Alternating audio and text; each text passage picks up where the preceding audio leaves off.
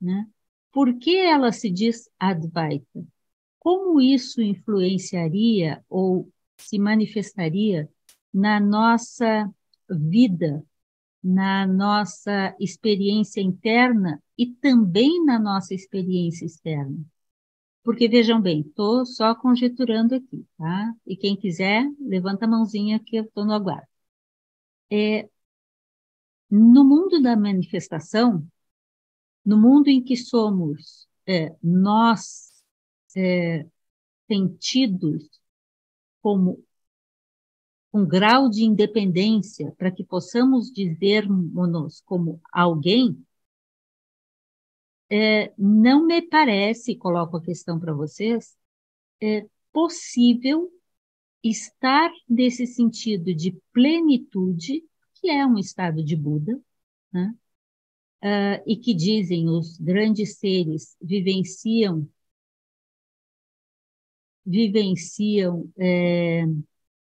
em alguns momentos, principalmente em momentos de meditação. Nas nossas relações, provavelmente nós somos duais. Então, eu colocaria como pergunta, do ponto de vista dessa ideia, Advaita significa apenas uma iluminação final? Ou Advaita é uma vivência necessária a ser trabalhada desde agora, no sentido de não apegarmos-nos a uma independência em relação a tudo e a todos? E disso deriva, em grande parte, esse questionamento que não apenas o Alberto faz, mas autores que são Advaitas de raiz vão questionar. Como assim traduzir Atman, que é idêntico a Brahman, como eu? Mas isso é só uma tradução? Sim. Mas qual é a concepção filosófica e vivencial que nós temos de eu? É uma identidade de algo que tem um centro de independência, que tem uma caracterização que o diferencia de outros. Então, isso pode levar a uma dificuldade de compreensão de como Atman pode ser Brahman. E aí o sentido da prática, que não é eu vou encontrar ou chegar a algum lugar, mas eu vou, eu não. Eu não, né? Como é que eu vou usar a palavra eu, né? Mas aquilo que de fato sou, por falta de melhores palavras, desvela-se como aquilo que é em todos os seres, que do ponto de vista interno ou do todo, é uma única força, uma única vida, uma única energia, um único todo. Mas do ponto de vista da multiplicidade, se percebe semelhante e da mesma raiz, no entanto, com diferentes formas de manifestação.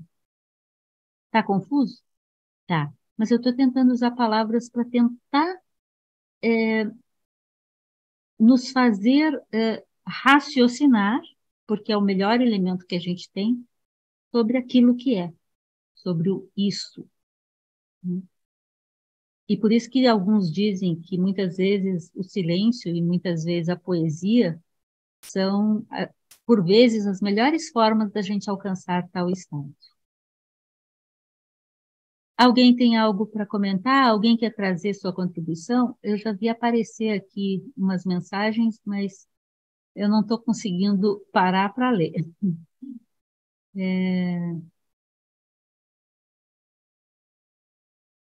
Já, peraí que eu estou andando. Ok. Igor, você... Sim, eu já sabia, Igor. Você tinha comentado. Eu gosto muito do Kata. Você leu o Kata. Depois comenta um pouquinho para gente. O Igor está dizendo aqui que ele deu uma lida no Kata. E aí ele cita. E eu vou pedir que, se ele puder abrir e comentar, assim como um único fogo, Agni, isso está no Katha Upanishad, que entra no mundo, torna-se ou assume a forma correspondente a cada forma, quer dizer, essa energia, quando no mundo assume, penetra, está, incorpora, né, em algo, assume aquela forma.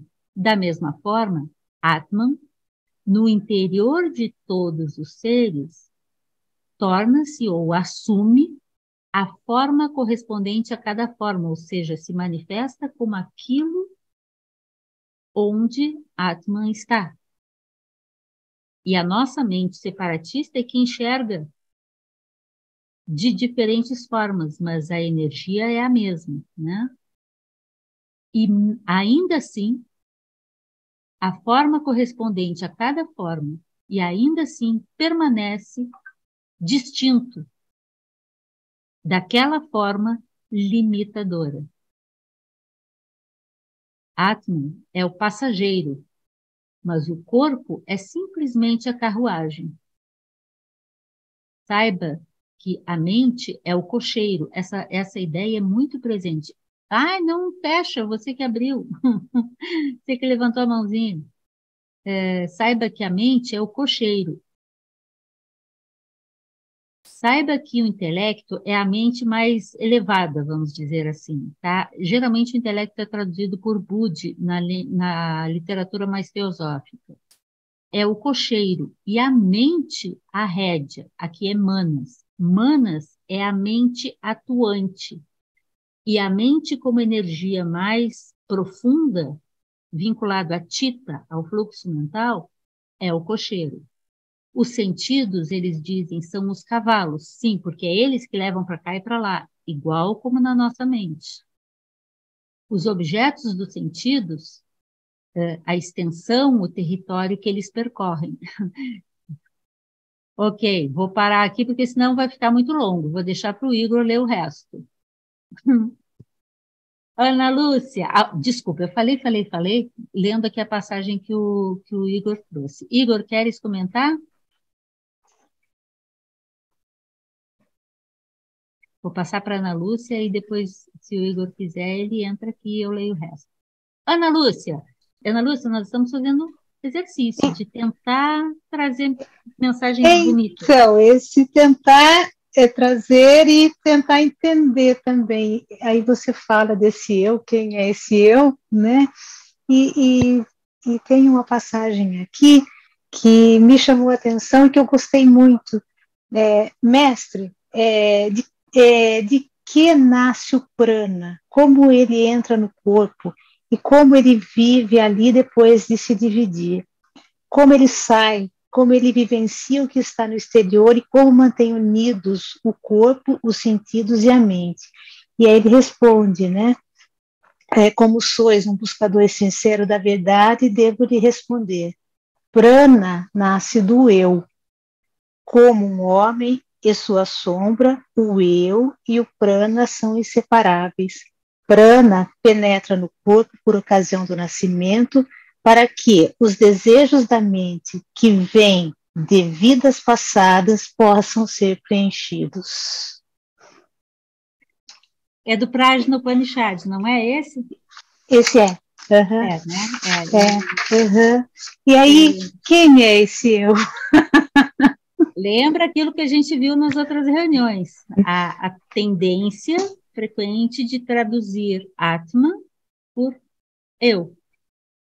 Veja de novo o que você está valendo e vê se você usar no lugar da palavra eu, usar a palavra Atman, se não fica perfeito. Dá uma olhada aí. Porque, vê, ele está dizendo que o eu entra no corpo junto com o prana. Prana os ares, né, que mantém a manifestação, os seres vivos dentro dessa manifestação, e ele necessariamente é vinculado à força, à energia de Atman. Atman, expresso como energia, é o prana. Prana expresso na gente é a respiração, é o fluxo, é a energia vital, é os ares, é a força que nos move, que faz com que a gente tenha fluxo mental, com que a gente tenha fluxo de movimentos. E tudo isso só é possível porque somos átomo. É aquela parcela de átomo que anima todas as nossas forças. Agora, eu sempre achei, e não quero que vocês, com isso, percam a necessidade dessa compreensão, mas isso sempre me tocou muito, apesar de ter dificuldade de encontrar as palavras para falar. Mas é como, até porque não deve ser tão falado, né? Aí a gente fala demais. Mas é uma coisa que a gente tem que tentar introjetar, desprendendo-se das palavras. Prana é o forrat, prana é a energia, prana é aquilo que alimenta a possibilidade de todos os movimentos do corpo, das emoções, da fala, da mente. Então, prana é uma expressão de Atman novamente. Prana é a forma como as nossas funções mais densas são conectadas, são alimentadas, são movimentadas em todos os sentidos por Atman, que é a fonte dessa energia. E essa fonte dessa energia é o todo. Novamente, voltamos lá atrás. Então, eu estou vendo aqui, várias pessoas aqui estão explicando isso muito melhor que eu. Aí, quem não pode ligar a câmera ou falar, porque alguns eu sei que estão em locais inapropriados, eu vou pedir aí que a Yara e outros vão me ajudando, porque senão não paro de falar. Ana, comenta você. Eu gosto muito dessa passagem também. Você escolheu muito bem. Eu gosto muito dessa passagem. Eu acho muito bacana.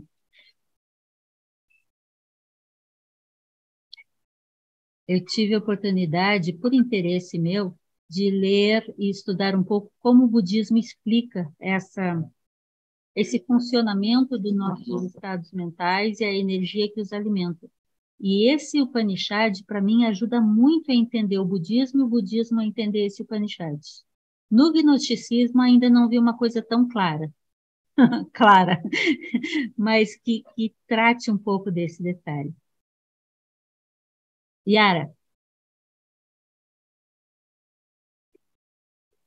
Bom, eu já dei uma lida, né? É difícil de conseguir achar em português com uma boa tradução, né? Então, eu peguei algumas em inglês, dei uma relida, só que não tive muito tempo. Essa semana também foi bem corrido, para mim também. Eu separei, né, até retomando uma ideia que tu trouxe lá no início, dessa coisa da dualidade, da unidade.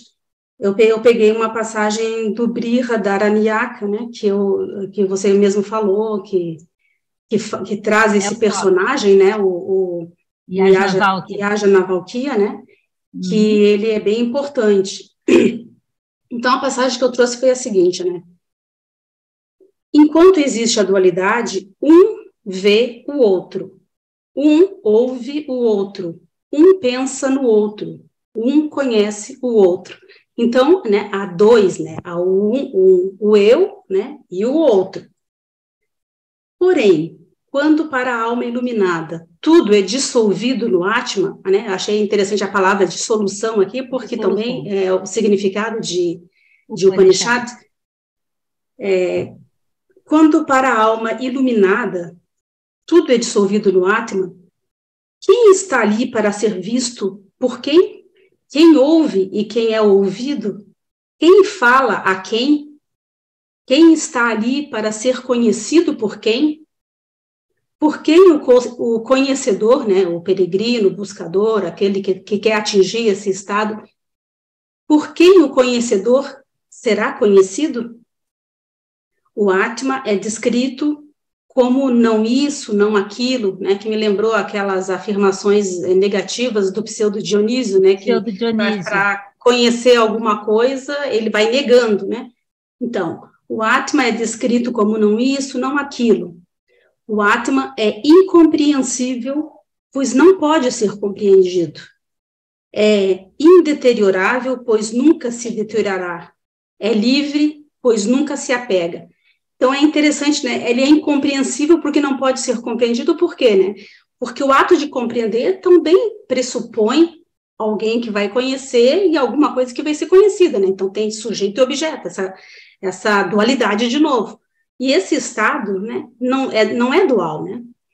Então, quem compreende e o que se compreende vai ser, de novo, uma dualidade. Então, por isso que ele não é compreendido. E ao se alcançar esse estado, não vai ter dualidade. Não dá para dizer, alguém alcançou alguma coisa. Então, é uma vivência, é uma experiência, é uma percepção do real. Aí, quando, Jane, você falou da questão do silêncio, né, foi inevitável para mim lembrar de Rumi, porque várias poesias dele, que ele está falando desse estado, né, que ele lá traz como, ele chama de amor, né, desse estado de encontrar o amante e o amado. Então, ele fica falando desses estados e ele sempre termina, sempre não, muitas das poesias dele termina, agora continuemos no silêncio. Porque chega um momento que não tem o que se falar, né? Só o silêncio para viver esse estado. Essa que eu queria comentar. Lindo. Perfeito, né, gente? Mas vamos fazer silêncio, acho melhor. E é bacana que a Yara trouxe do Brihadaranyaka, que é o texto, considerado o texto raiz, de certa forma, dos Upanishads, os Brahma Sutras e o Brihadaranyaka, entre os Upanishads e o Brihadaranyaka. Enquanto você falava, também aqui a Marina e o Paulino também escreveram no chat. Dukkata diz sobre isso, Dukkata Upanishads. Este Atman não pode ser alcançado pela explanação. Está vendo, Yara? Repete exatamente o que você está dizendo no Kata Upanishad. Nem pela inteligência, nem por muita audiência, no sentido de aprendizagem oral. Este Atman só pode ser alcançado por aquele que ele, Atman, escolhe, que como seu próprio corpo. Como seu próprio corpo, no sentido seu próprio meio de manifestação. Então, às vezes, o silêncio vai gritar mais alto. Mas, para isso, a gente tem que ter ouvidos para ouvir.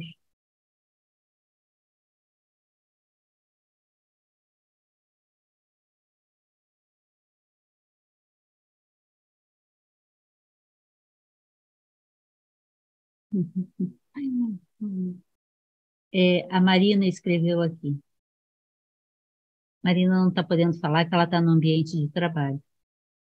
O Atman é a origem de nossa energia fundamental, de onde surgem todas as outras energias, que depois vão compor toda a estrutura do nosso ser. Apócrifo de João. Ah, é, Marina? Mas não é a palavra Atman que está no Apócrifo de João, mas ela está traduzindo a ideia que está lá. A origem de nossa energia fundamental, de onde surgem todas as demais energias, que compõem a estrutura do nosso ser.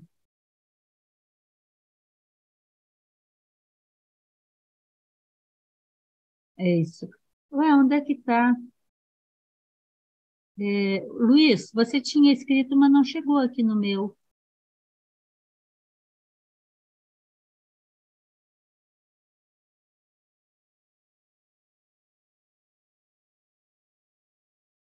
Muito bem.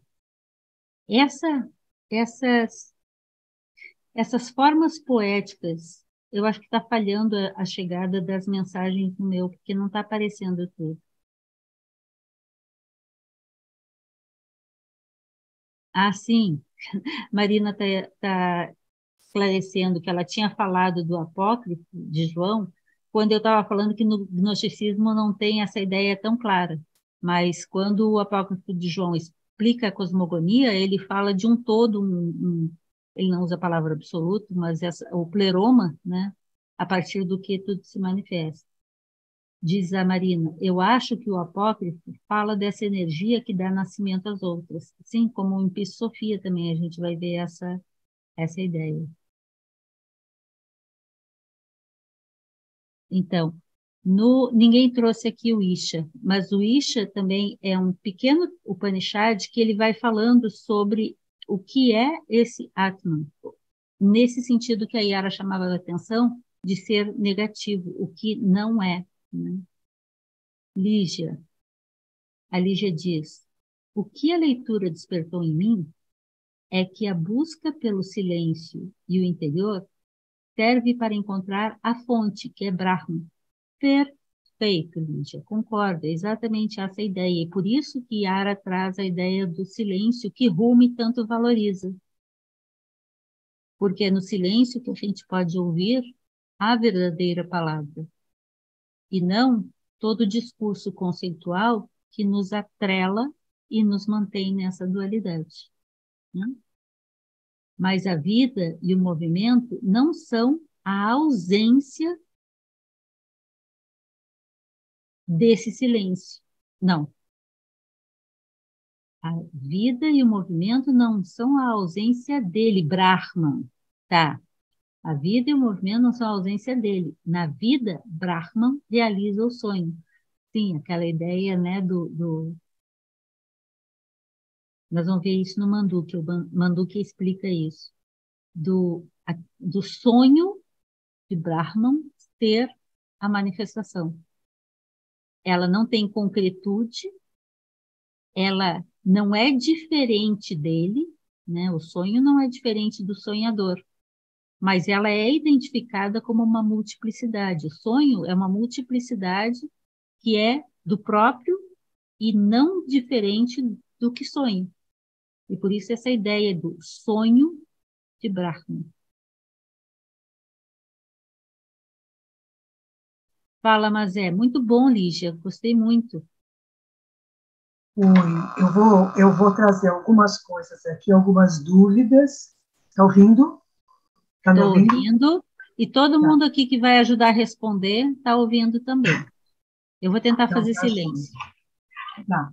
É o seguinte, eu andei pesquisando algumas coisas, outros textos que eu tinha, e foi muito interessante ter lido essas explicações a respeito das confusões de tradução, de eu, Atman, Brahman, enfim, essas palavras, né? Então, eu queria até mostrar para vocês todos, que eu li nesse livro aqui, ele usa muito o eu, e aí fica muito mais confuso. Fica muito confuso.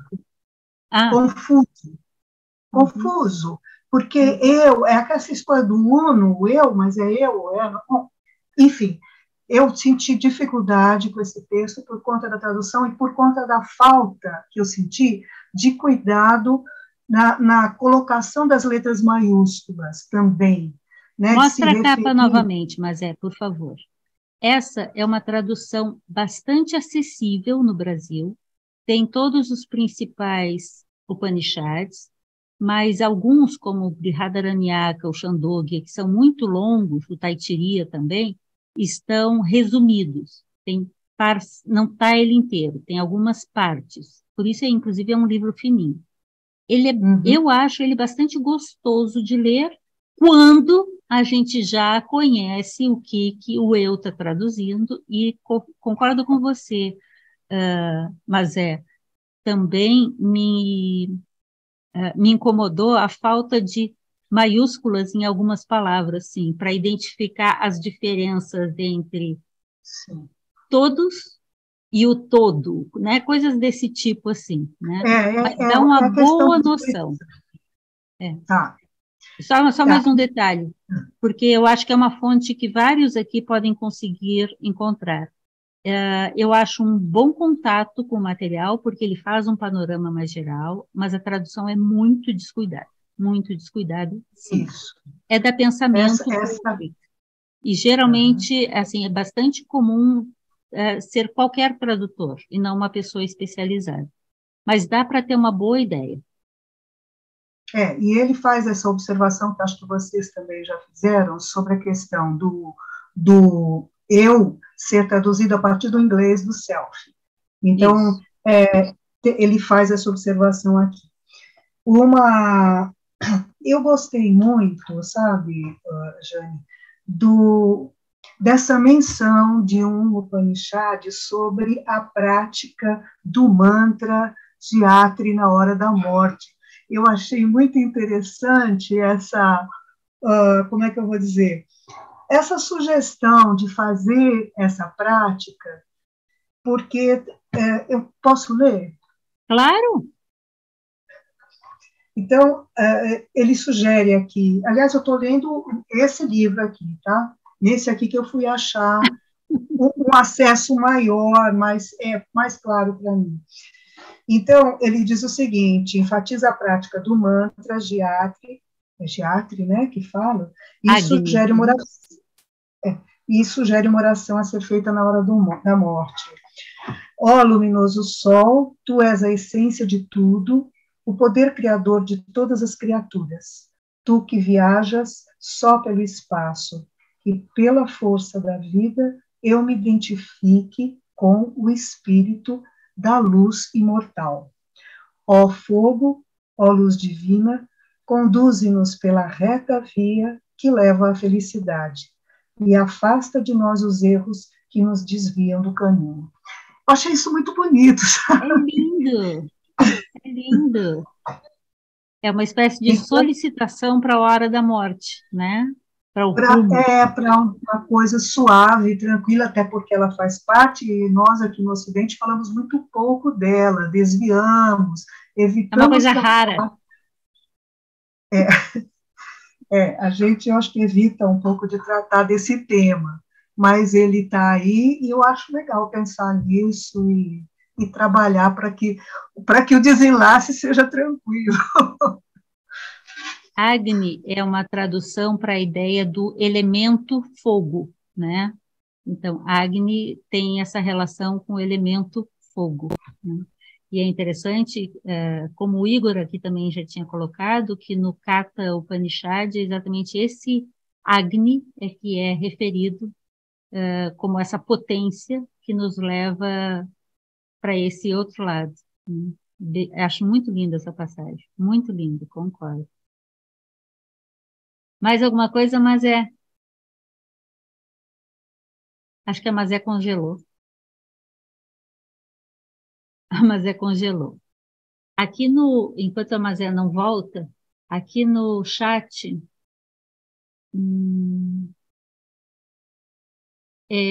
ainda a Lígia escreveu, achei lindo também, sobre os Upanishads, que o imaterial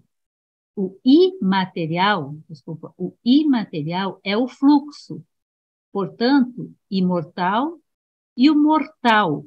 E o material é o que...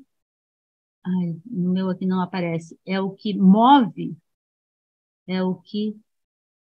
Não consigo ler aqui. É o impermanente. Sim, o material é o impermanente. E o imaterial é o fluxo. Então, o imaterial é o imortal. E o material é o múltiplo, o dual e o impermanente. Marisa pergunta. Cadê a mãozinha de vocês? Marisa pergunta. Quais as traduções em português existem que sejam boas? Eu não procurei outras, mas a Yara procurou na internet, mas até agora a gente não tem encontrado boas, do nosso ponto de vista, traduções.